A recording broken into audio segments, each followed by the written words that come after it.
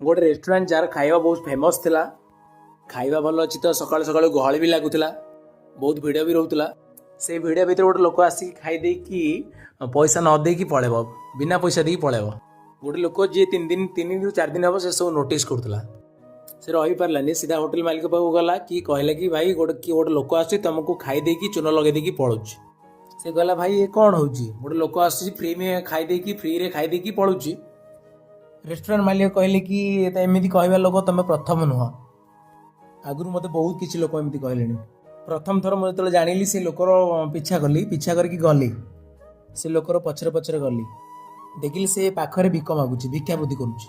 मुझे किसी कहली अपमान कली, पलि आसली। पुणी सेमती आसूची खाईदेकी पड़ुची। पुणी आपड़ जानते मो दुकान जो भिड़ हो सब तारी से लोक कहला कौन कहते आप जो गहड़ लगुच तारी लगुच। रेस्टोरेंट मालिक कहले कि हाँ मुझे गोटे दिन देखी से रेस्टोरेंट बाहर ठिया होगी भगवान को प्रणाम करूला, डाकुला मो ऊपर वाला किसी कहूला कि गहली केमती मुझे चुप किना खाई पलि आसबि सबुदिन भाई। ये भिड़र कारण सी ही भिड़र कारण सी एटा शुणिकी से सामने लोकर आखि खुलीगला।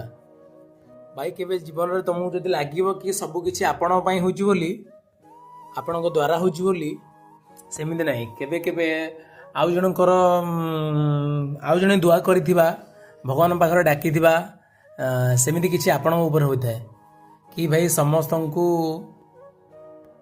को सब किछि मिलेनी। से सब आमर नहीं, सब भगवान होउछि। समस्त को धन्यवाद कह, थैंक यू कह, सब से भगवान।